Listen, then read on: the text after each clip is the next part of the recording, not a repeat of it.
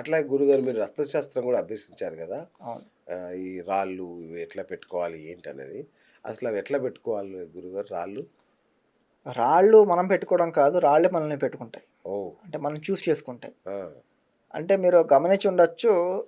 ఈ సమాజంలో చాలామందికి ఈ జ్యోతిష్యం మీద నమ్మకం లేదు అని చెప్పేవాళ్ళు కూడా ఈరోజు రాళ్ళ ఉంగరాలు ధరించడం మనం చూస్తున్నాం. అవును. దానికి కారణం ఏమై ఉంటుంది? అంటే వాళ్ళ అమ్మగారు చెప్పారనో, వాళ్ళ పెళ్ళాం అవును. చెప్పిందనో, లేకపోతే అవును. వాళ్ళు ఎవరో చెప్పారని చెప్పేసి వాళ్ళ కోసం వీళ్ళు ధరించడం జరుగుతుంది. ఓకే. కానీ వాస్తవం ఏంటంటే ఆ రాయి వాడిని చూస్ చేసుకొని వచ్చింది. ఓకే. దానికి వాడు ఎంత వద్దనుకున్నా అది వాడి దగ్గర వచ్చి ఉంటుంది. ఓకే. కొంతమందికి ఉంగరం వేసుకుంటారు. రాయి పగిలిపోవడం, హ్మ్. లేకపోతే హ్మ్. రాయి మాత్రం వెళ్ళిపోవడం, హ్మ్. లేకపోతే ఉంగరమే పోవడం ఇలాంటివి కూడా జరుగుతాయి. అవును. ఆ రాయి వాళ్ళకి సూట్ అవ్వట్లేదు అని. ఓహ్! ఇలాగా ఆ రాయి వాడి దగ్గర ఉండదలుచుకోలేదు. ఓకే. కొంతమందికి కొంచెం పీరియడ్ వరకు ఉంటుంది. ఆ పీరియడ్ అయిపోగానే వెళ్ళిపోతుంది. హ్మ్. ఆ రాయి వాడి దగ్గర అంతసేపే ఉండాలని డిసైడ్ చేసుకుంది. ఓకే. అవి మన చేతిలో ఉండవండి. అవి రత్నశాస్త్రం చెప్పినట్టు ఆ రాళ్ళ చేతిలో ఉంటాయి అవి. ఓకే. ఎవరికి ఏ రాయి సూట్ అవుతుందనేది అవే చూస్ చేసుకొని రావడం అనేది జరుగుతుంది. హ్మ్. ఇంకోటి ఈ రత్నాలనేవి కూడా చాలా గొప్ప సైన్స్ దాగి ఉంది వీటిలో కూడా. హ్మ్. ఎందుకంటే మనం మాణిక్య వీణ ఉపలాలయంతి అని చెప్పి సరస్వతిని పొగిడేటప్పుడు, లేకపోతే కౌస్తుభమణిధార అని చెప్పి విష్ణుని పొగిడేటప్పుడు, ఇలా ఏ దేవతను పొగిడినా వాళ్ళకి ఏదో ఒక రత్నంతోనే మనం పొగుడుతున్నాం ఈరోజు. ఓహ్! అంటే రత్నాలన్నీ దేవతల దగ్గర నుంచి కూడా ఉన్నాయి. అవును. ఓకే. రత్నాలకు అధిపతి ఇంద్రుడు. ఇంద్రుడి హ్మ్. దగ్గర నవరత్నాలు కూడా ఇంద్రుడి దగ్గర ఉన్నాయి. హ్మ్. అంటే దీనికి కారణం ఏంటంటే రత్నాలు ఇవాళ నిన్న వచ్చినవి కావు. అప్పుడు కృష్ణుడికి నీలాపనింద వచ్చింది గూడా ఇది సమంతకమణి. శమంతకమణి అది గూడా అది రత్నమేగా? రత్నమే. ఆ! అది రూబీ. ఈ అచ్చా! కాలంలో రూబీ ఆ! అనమాట అది. రూబీ. పెద్ద అచ్చా! అచ్చా! ఇదేం కాదు. ఓకే. ఓకేనా. అంటే ఇవేంటంటే రత్నాల్లో ఇవన్నీ కూడా మనకి పూర్వం నుంచి కృష్ణుడైనా 5000 సంవత్సరాలు అంతే. ఆ! కానీ అంతకు ముందు నుంచి కూడా ఎవరైతే సృష్టి మొదలైన సమయం నుంచి కూడా ఈ రత్నాలన్నిటికి కూడా ఒక ప్రాముఖ్యత మన దాంట్లో ఇచ్చారు. ఓకే. ఈవెన్ మోక్షం అనేది ఏదైతే ఉందో అది మొత్తం రత్న ఖచ్చితంగా ఉంటుంది అని చెప్పేసి కూడా చెప్పడం జరిగింది మన దేవుడా! శాస్త్రాల్లో. ఆ! అందువల్ల ఈ రత్నాలు ఏంటంటే సైన్స్ వీటిలో ఉన్న సైన్స్ దాగి ఉంది ఏంటంటే ఈ రత్నాల్ని మనం ఈ వేలుకే వేసుకోవాలి అని హ్మ్. చెప్పి పర్టికులర్‌గా చెప్తారు. ఆ! ఆ వేలు ఆ గ్రహానికి సంబంధించింది. ఎందుకంటే ఆ గ్రహానికి ఉన్న తత్వము, ఆ వేలుకున్న తత్వం ఒకటే. అంటే ఓకే. పంచభూతాలలో ఇది 2 తత్వాలు ఒకటి సమాన తత్వాలుగా ఉంటాయి కాబట్టి మన 5 వేలు 5 ముఖ్య గ్రహాలు. మనకి జ్యోతిష్ శాస్త్రంలో ముఖ్య గ్రహాలు 5 ఓకే. ఏవేవి? శుక్రుడు, శుక్రుడు, గురుడు, గురుడు, సూర్యుడు, చంద్రుడు, శని. శని. ఓకే.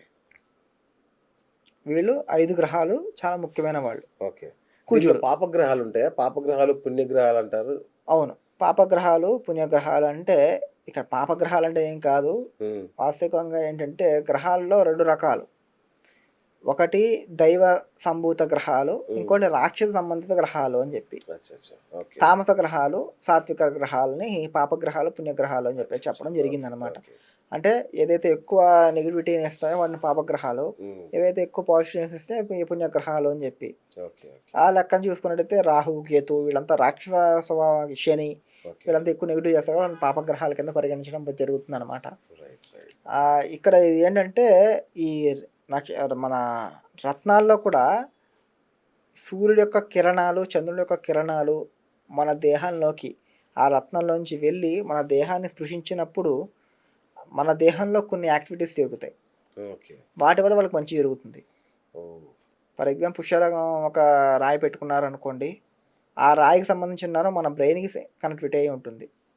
సో, అది పెట్టుకోవడం వల్ల వాళ్ళ కెరియర్‌లో గ్రోత్ పెరుగుతుంది. ఎందుకంటే ఓకే. వాళ్ళు ఎక్కువ ఆలోచించడం, స్మార్ట్‌నెస్ హ్మ్. అవన్నీ పెరుగుతాయి కాబట్టి వాళ్ళ కెరియర్‌లో గ్రోత్ కనిపిస్తుంది. ఓకే. అదే పచ్చ పెట్టుకున్నామనుకోండి ఎమరాల్డ్ అది వ్యవహార జ్ఞానానికి గొప్ప రత్నం అది. అది ఓకే. పెట్టుకోవడం వల్ల బిజినెస్ బావుంటుంది. బిజినెస్‌కి ఏం కావాలి ఎక్కువ? మాట్లాడడం కావాలి. అవును. మాట్లాడకపోతే బిజినెస్ అవ్వదు. అవును. ఆ మాటలాడికి రావాలి కరెక్ట్ మాటలు సరైన పద్ధతిలో వాడికి రావాలి అంటే ఎంబ్రాయిడరీ పెట్టుకోవడం వల్ల ఆ మాటలు రావడం అనేది కూడా జరుగుతుందనమాట. ఓకే. అందువల్ల బిజినెస్ డెవలప్ అవుతుంది. రైట్. సూపర్. అన్నీ సైన్స్‌తో కూడిన గొప్ప ఇది. అయితే రసశాస్త్రానికి సంబంధించి మనం మళ్ళొకసారి కూర్చోవాలి యాక్చువల్‌గా. అయితే గురుగారు మీరు ఈ పెళ్లి ముహూర్తాలవి పెడతారా? మా ప్రేక్షకులు గనుక అడుగుతే? పెట్టిస్తాను. ఆ! వాళ్ళ వివాహం చేయాలంటే గూడా వెళ్తారా? వెళ్తాను. ఓకే. వెళ్తారు.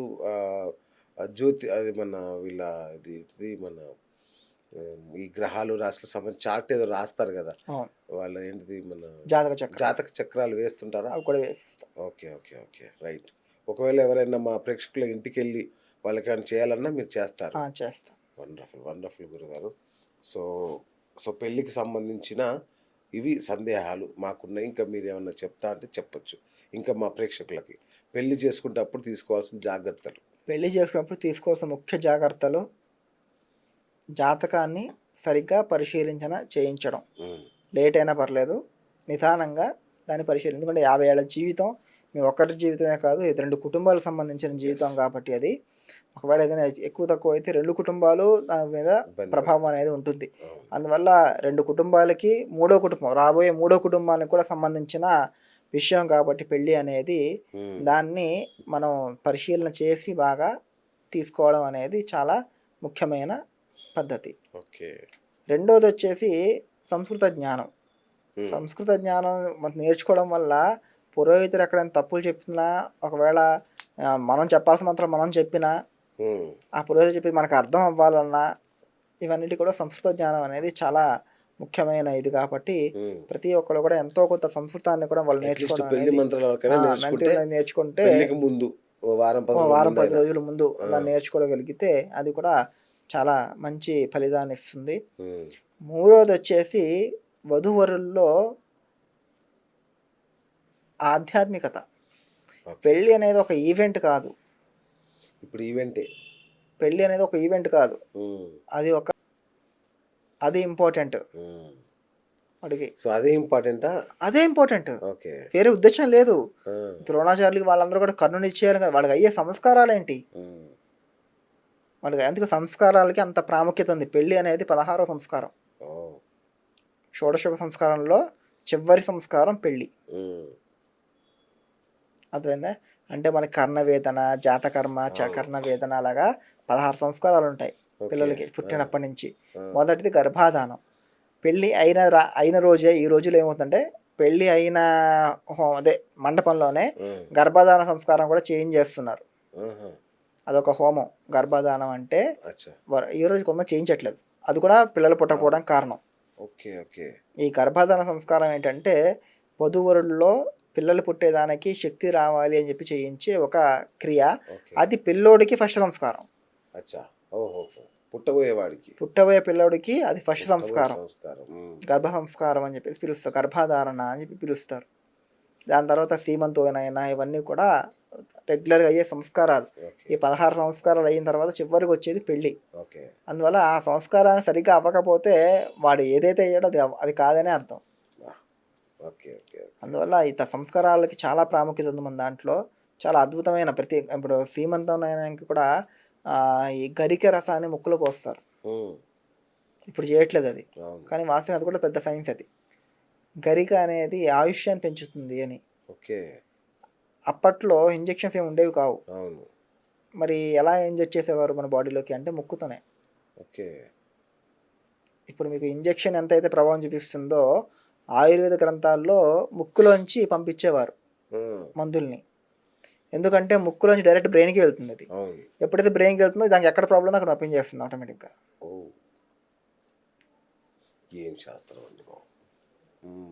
అది ఆయుర్వేద శాస్త్రంలో అంత ముక్కు అంత ఇవన్నీ కలిపి మన సంస్కారాలు చేశారు. ఒక ఆయుర్వేదం, ఒక జ్యోతిష్యం, ఇవి రెండు కలిసి మన సంస్కారాలు, మన లైఫ్ స్టైల్ని డిజైన్ చేయడం జరిగింది. అవి ప్రతి ఒక్క జీవితంలోనూ చాలామంది అడిగే ప్రశ్న ఉంది, గ్రహణం టైంలో పెళ్ళిళ్ళు చేసుకోవచ్చా? కొంతమంది చాలా పంతంగా గ్రహం రోజే ముహూర్తం పెట్టుకుని గ్రహం రోజే పెళ్లి చేసుకోండి మాకేం కాలేదు అనేవాళ్ళు ఉన్నారు ఈ కాలంలో. దానికి వాళ్ళ ఒకే ప్రశ్న, ఇప్పుడు మీరున్నారు సార్, సిగరెట్ తాగితే పోతాం. ఈరోజు ఒక 45 ఏళ్ళు కూర్చొని కాల్చేయండి, నీకేమైనా అవ్వలేదు, సిగరెట్ తాగితే ఆరోగ్యానికి హానికరం కాదు, ట్రీట్మెంట్ ఇస్తారా? ఎందుకు ఎవరు? అది ఇవాళ కాకపోయినా రేపయో ఎల్లుండో ఎప్పుడో అప్పుడు అది చంపుతుంది. ఇది కూడా అంతే. గ్రహణ సమయంలో వాళ్ళు పెళ్లి చేసుకున్నారు, ఇవాళ మాకేం కాలేదు అంటే వాళ్ళకి ఇవాళ ఏం కాకపోవచ్చు, తర్వాత ముందు ముసళ్ళ పండగ వాళ్ళ పిల్లలకి ఎఫెక్ట్ అవ్వడమో, అవిటి పిల్లలు పుట్టడమో, ఇవన్నీ కూడా ఉంటాయి. Okay okay. సో ఇట్లాంటి జాగ్రత్తలు తీసుకోవాలి పెళ్ళి. ఖచ్చితంగా. రైట్. థ్యాంక్ యూ గురుగారు. చాలా చాలా అద్భుతమైన విషయాలు. నిజంగా అంటే మేము ఎప్పుడు వినని, కని విని ఎరగని విషయాలు చెప్పారు మీరు.